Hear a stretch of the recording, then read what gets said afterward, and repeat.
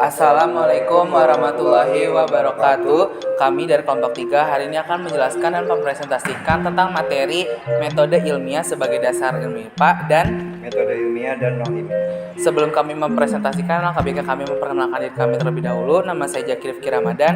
Dan saya Muhammad Jalsi Ardiansyah. Silakan disimak video penjelasan dari kami. Halo semuanya, nama saya Jaki. Sekarang saya mau menjelaskan tentang metode ilmiah. Sebelumnya teman-teman ada yang udah mengetahui belum sih apa sih sebenarnya metode ilmiah itu? Kalau belum ada yang tahu, mungkin saya bisa bantu jelaskan ya. Sebenarnya apa sih metode ilmiah itu? Nah, metode ilmiah itu adalah suatu cara atau langkah-langkah sistematis, logis, dan objektif yang digunakan untuk memecahkan masalah dan memperoleh pengetahuan melalui pengamatan dan eksperimen. Yang berarti metode ilmiah itu adalah langkah-langkah sistematis atau langkah-langkah untuk menemukan suatu tujuan untuk memperoleh pengetahuan dengan melalui pengamatan ataupun eksperimen sebelumnya oleh suatu ahli. Jadi sebelum tidak teruji, ya belum tentu itu metode ilmiah. Jadi seperti itu teman-teman. Setelah mengetahui apa itu metode ilmiah, pasti semuanya penasaran dong gimana sih cara membuat metode ilmiah ataupun langkah-langkah cara membuat metode ilmiah.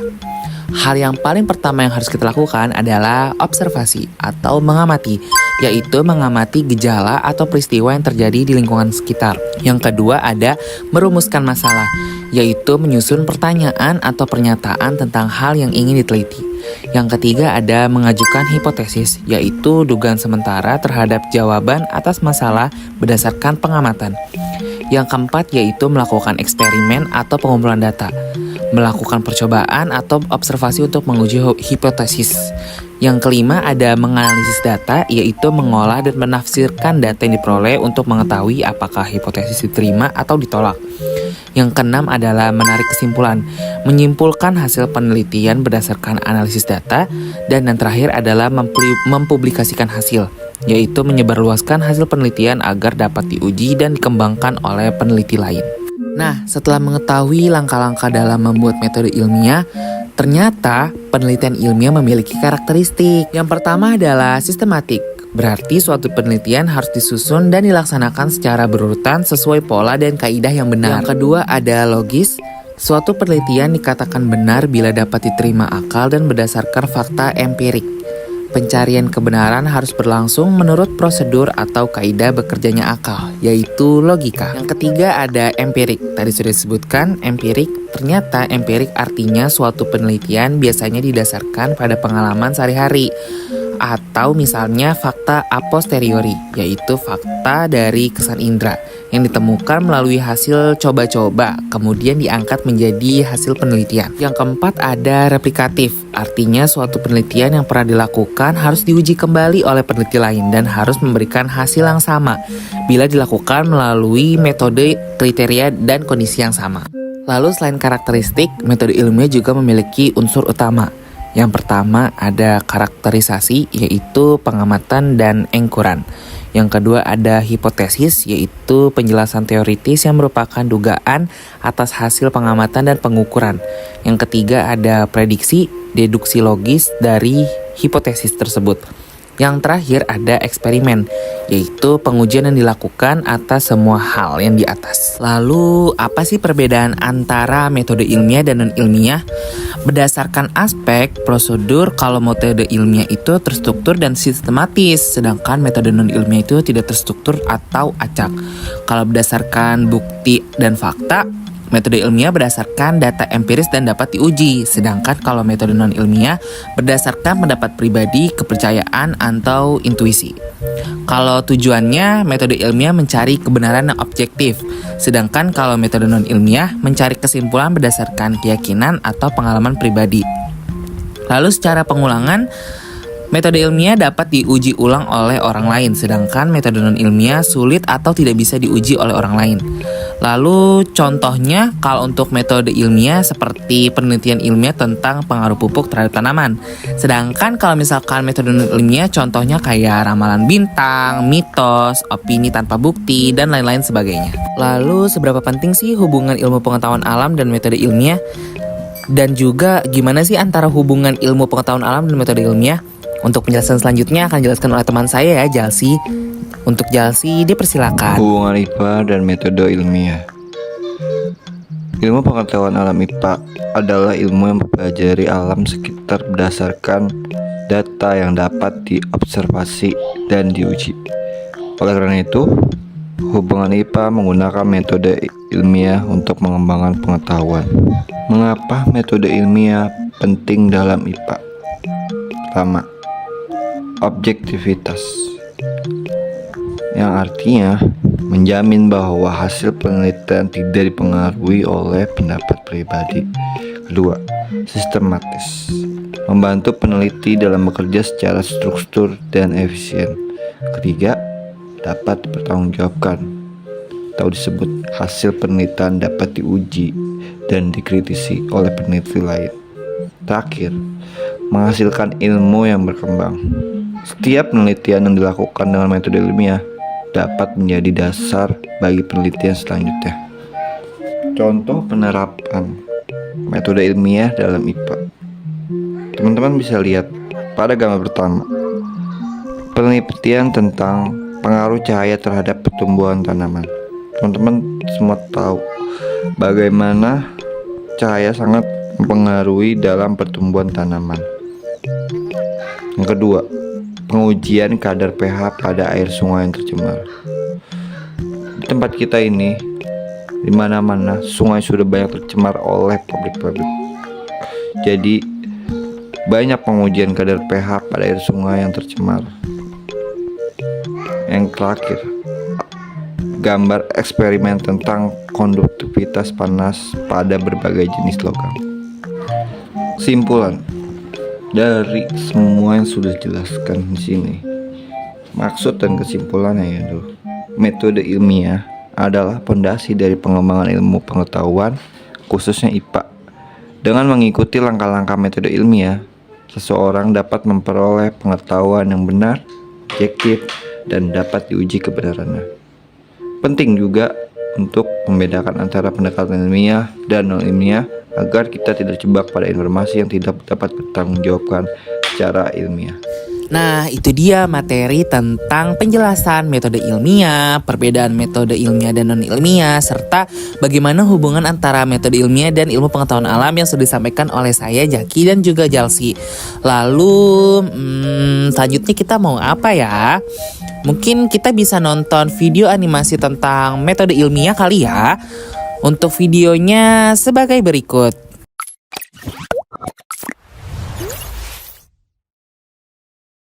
Metode ilmiah adalah langkah-langkah yang dilakukan ilmuwan untuk mendapatkan kesimpulan dengan tujuan menyelesaikan masalah secara sistematis dan empiris.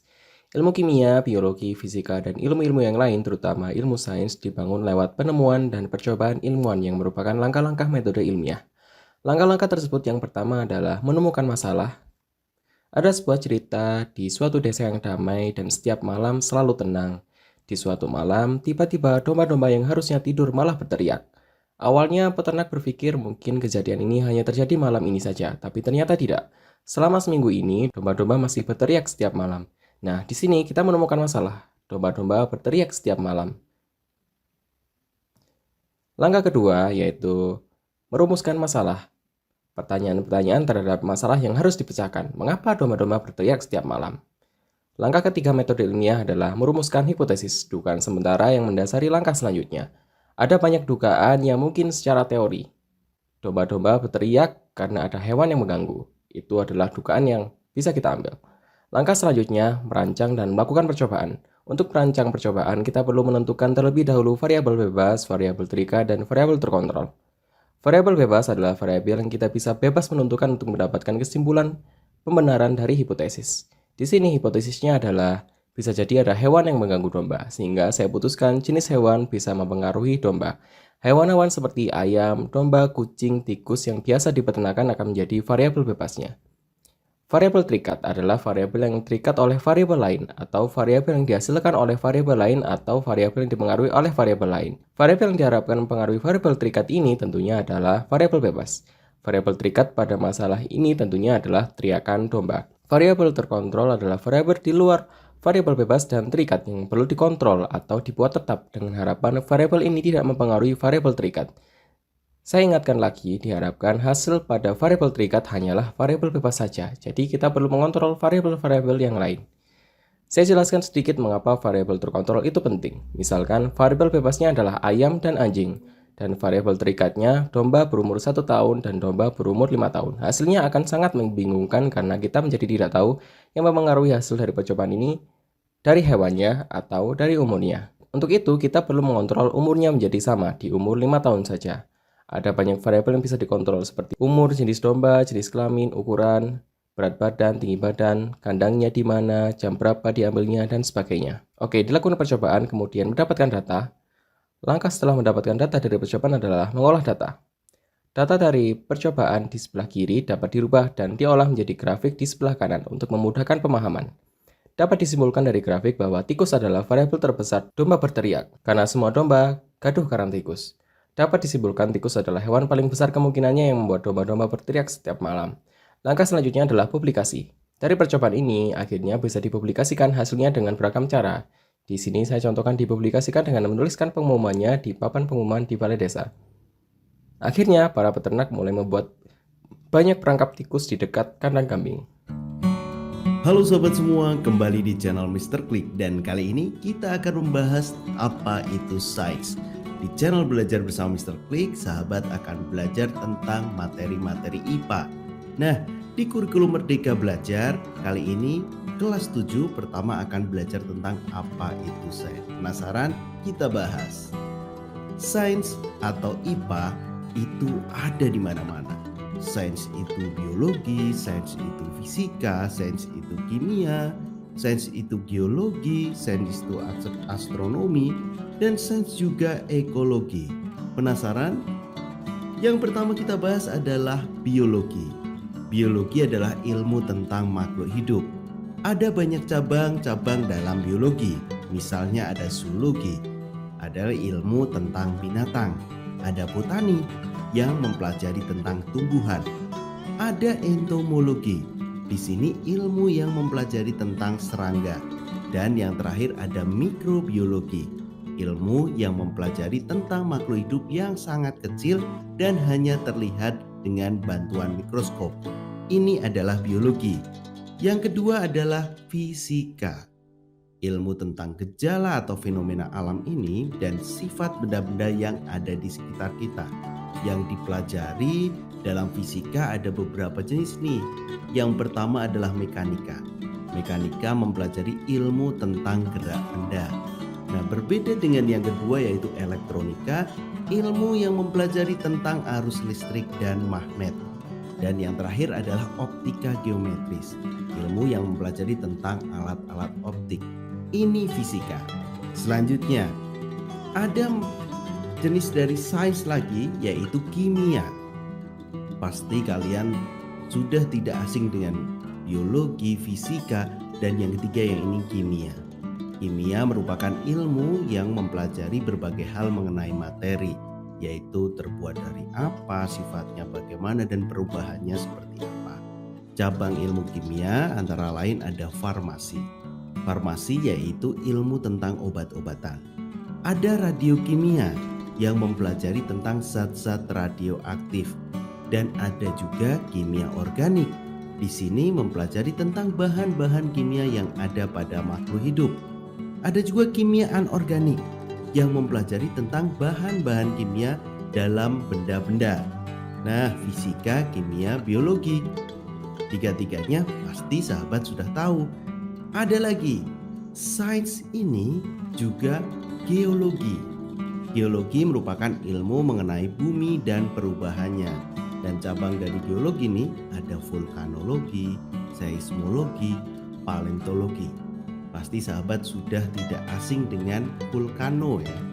Vulkanologi ini merupakan ilmu yang mempelajari tentang gunung berapi. Nah, dari kata vulkano nih, gunung berapi, itu yang dipelajari di vulkanologi. Yang kedua ada seismologi. Seismologi ini adalah ilmu yang mempelajari tentang gempa bumi. Nah, dan yang terakhir adalah paleontologi.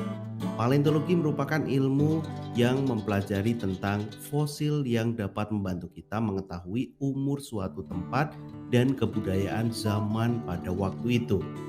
Itu geologi. Ada lagi sains yang merupakan astronomi. Jadi jenis ilmu sains yang astronomi ini mempelajari tentang ilmu tentang planet, bintang, dan alam semesta. Nah, semua benda langit dipelajari dalam astronomi, termasuk matahari dan adanya gerhana, komet, asteroid, bahkan galaksi-galaksi juga dipelajari di astronomi. Yang terakhir yaitu ekologi. Ekologi ini merupakan ilmu yang mempelajari tentang interaksi dan hubungan timbal balik antara makhluk hidup dengan lingkungan di sekitarnya. Bidang ilmu ini membahas tentang berbagai masalah lingkungan, misalnya polusi udara, tanah, dan air, serta efek perubahan iklim dan kepunahan hewan tertentu.